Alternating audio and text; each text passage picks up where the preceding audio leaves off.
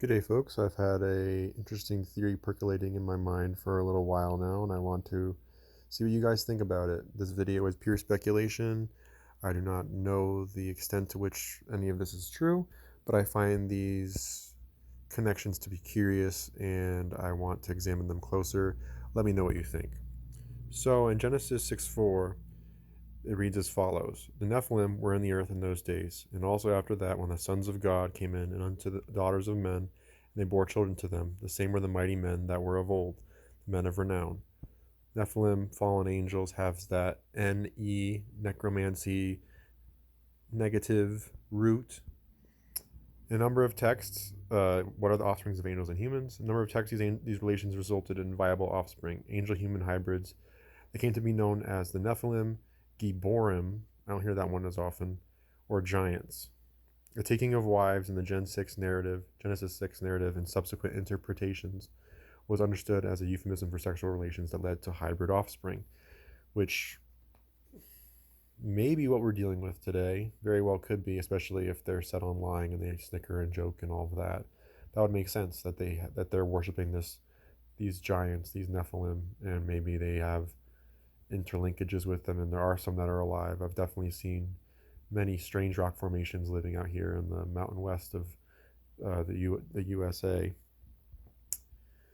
and there are many interpretations of this. One of the most common ones out there today is this anime Attack on Titan. I think maybe 10 episodes of this. So I've seen like 10 episodes of this so far, and it's pretty intense. And in this stage, they're all manic, and they basically go after them humans, and humans are in compounds and having to fend for themselves. As these clearly, as evidenced in this image here, are going after them for the kill. They want to eat these humans. They're preying on them, and they're seeking blood. And there is this, in this sense, it looks like this one's missing all the skin, or barely has remnants of skin left. It's just so carnal in nature. It's very predatory. So I did an interpretation a little while back of like what it would be like a Nephilim apocalyptic experience.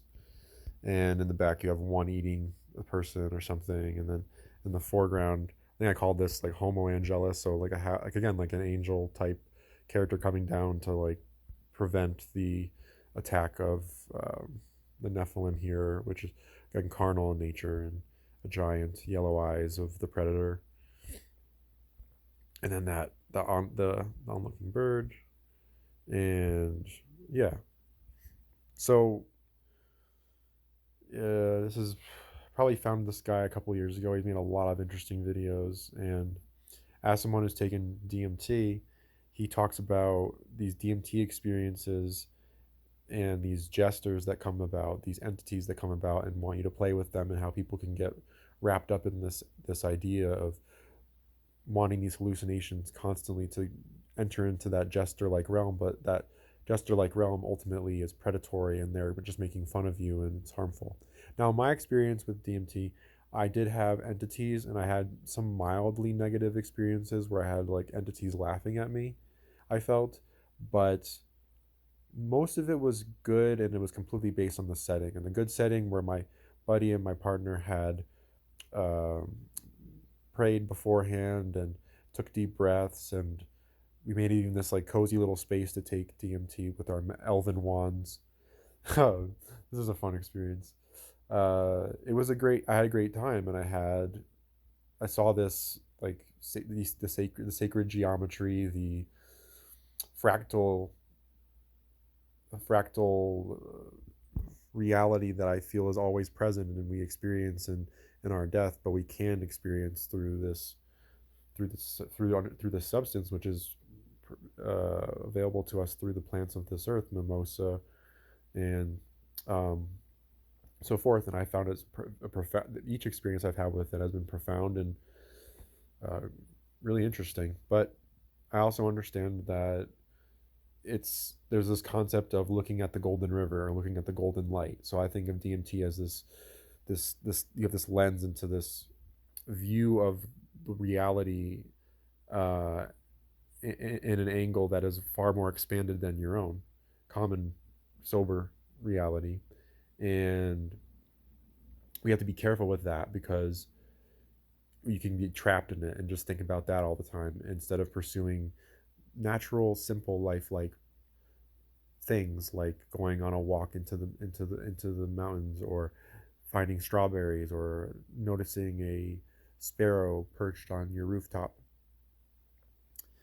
And what's interesting about this is I did have these some mild experiences with these clown like jester like entities, but I felt like it was purely based on uh, my courage. And once that lapsed a little bit, these entities entered. So that's the idea, I believe, where it's far more likely DMT is there's demons that are interacting with that can interact with us at all times, and it's more likely that under these um, under, in these experiences, you are more susceptible to their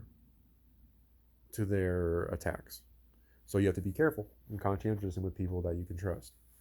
So looking into this, he describes the Nephilim clowns as having, like clowns have giant feet, um, representative of the Nephilim.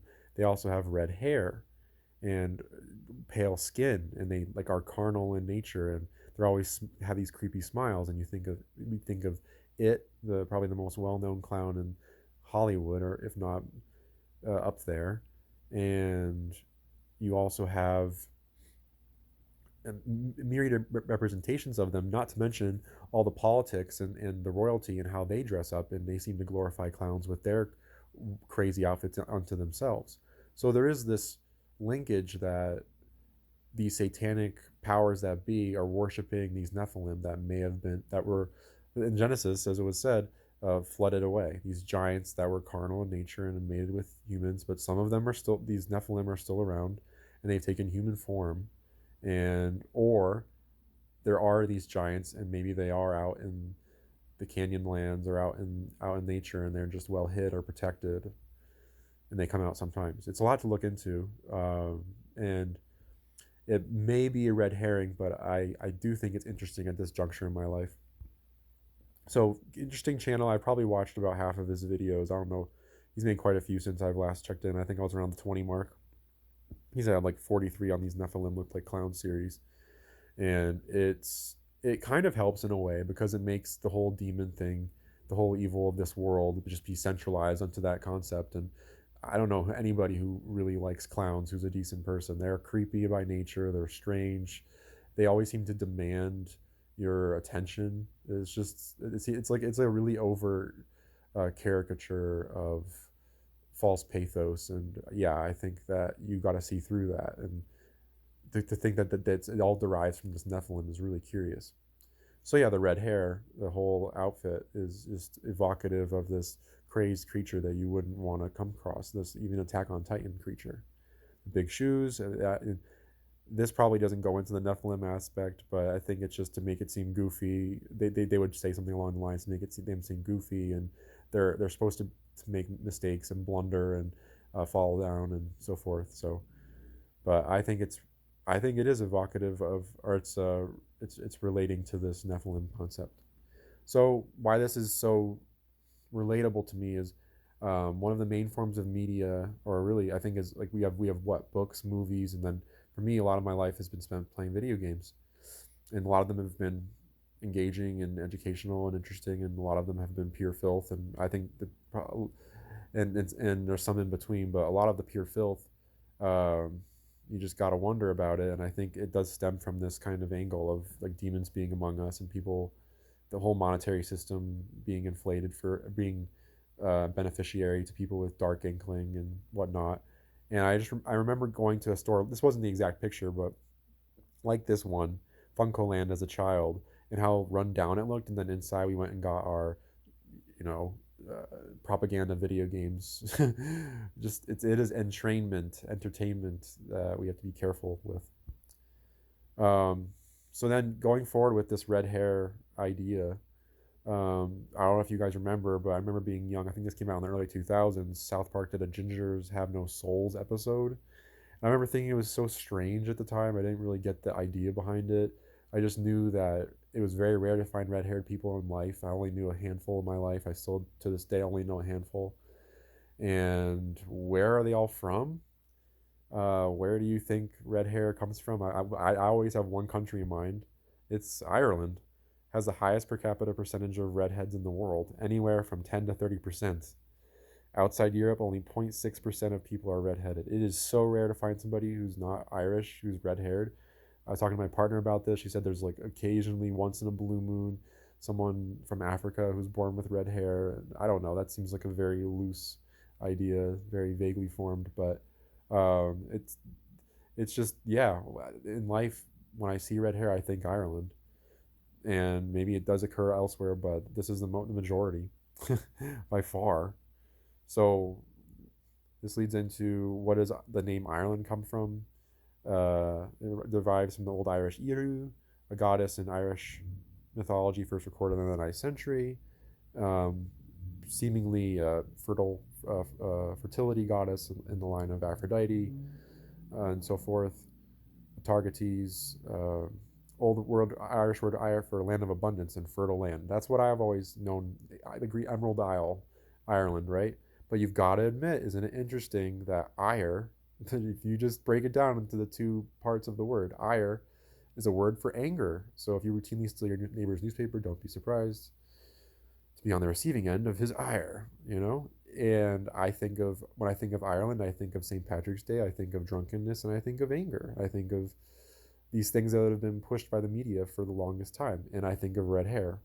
And it's so curious that all these things come together with this theory that I'm explaining here, that maybe there is some Irish roots to the Nephilim.